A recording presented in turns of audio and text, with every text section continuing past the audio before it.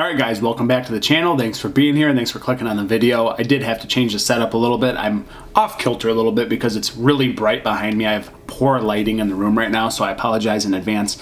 Kind of had to angle myself in a weird spot in this corner. In the same room, but you know, maybe one day when I'm a big time YouTuber, which I'll never be, I'll have a pretty halfway decent setup, but I don't right now. Okay, I got a little baby. I'm busy, I'm preoccupied doing other things, but still trying to bring you subpar content the best way I can. So today I've got another review from Three Floyds. This is Cat Date, which is a double India Pale Ale, 9.5% ABV, categorically big double IPA, brewed to honor our little friends and their clandestine meetings. So very strange, but that's what Three Floyds does. I respect it. I respect the animal love. And this kind of just made its way into distribution recently, which is odd because this was canned on 5/26/23.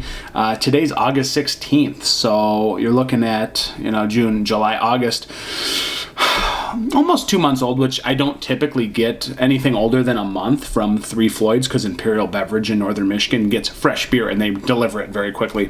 So this, I don't know if this just kind of peaked its way through distribution a little late, and I'm okay with it, but that's why I wanted to review this one as soon as I could. I just got it the other day, coming in around, you know, 16 bucks for a 4-pack. So let's dive in after all of that intro. And again, I've never had this before, but it's Three Floyds. We try Three Floyds when we see Three Floyds. So they do these massive IPAs that usually are that standard 9.5%, and they do a rotational. This is the newest one that I've seen, even though it's not brand new, if you will. So, see if we can still get some fresh beer and fresh tasting beer, even though a little bit older than I like. Again, this haziness, it looks almost like a stone beer. It looks like a New England style hybrid with maybe a Midwest IPA, kind of a Two-Hearted and a DIPA put together, but that honey orange kind of opaqueness, steady streaming carbonation on the top, and then you also have this very nice dense head sitting on top of that opaque golden yellow. So it's creamy, man. It's super creamy, and that head's not going away right away. Let's get an aroma if we can with this Greek schnoz. Stick this nose into this cloud of beer. Yeah, I mean, it's it's bright. It's kind of subtly malty. It's got this orange clementine syrupy note, pink grapefruit, a little bit of lemon tangerine kind of mixing together. Maybe a little bit of peach. I feel like I use peach so much these days, but I get it in so many different beers. I don't know if it's just like the hop profiles are becoming so similar to me. I don't know, but I feel like I always want to throw a peach in there or a cantaloupe, and I feel like that's in here with that citrus as well. But instead of just moaning on about what I'm getting, let's go for the real thing, guys. Let's go for a cheers. Three Floyds.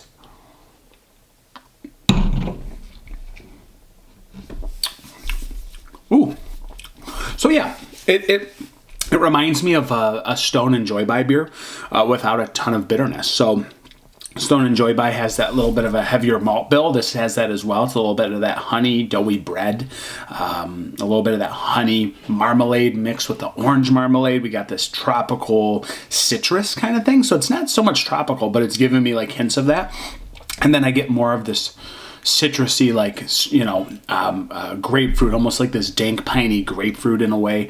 And again, this clementine piney resinous thing that's just hanging on through that maltiness. But then it ends with a little bit of bitterness in pine resin, but it's really clean at the end. So that 9.5, yes, you feel it in the body a little bit through the middle, but it thins out right at the end, which makes for pretty good drinkability at 9.5. No real warming going down the chest. Nice hints on that first sip.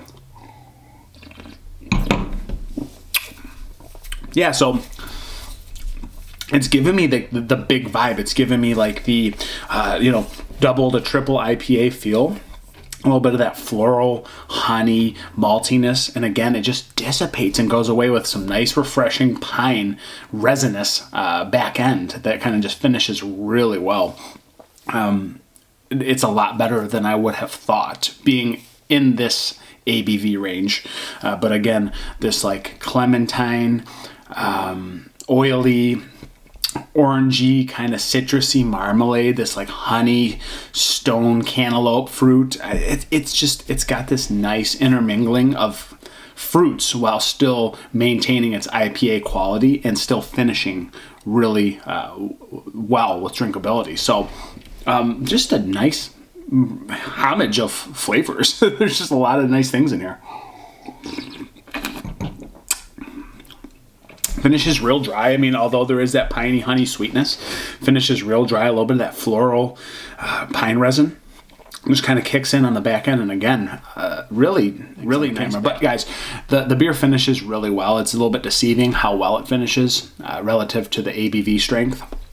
But it's just giving me that, big IPA, triple IPA vibes while still remaining clean and kind of crisp on the back end. Just really nice offering from Three Floyds. Not my absolute favorite beer in the world, but it's also a very nice recipe. So where do I put it? It's heavy though. It's malty and piney, but still finishing relatively light compared to the ABV. So I'm just gonna go with a 3.97 out of 5. I just think that this could have more complexity. It maybe could have been a little bit more layered with different factors, but it's a good DIPA, guys. It's a nice Mid-American / West Coast, East Coast hybrid. I'd say more Mid-American, West Coast now that I'm thinking about it. But really nice beer from Three Floyds, and that's where I'm standing today. Thanks for being here, guys. I'm Dan. I'm over and out. Cheers.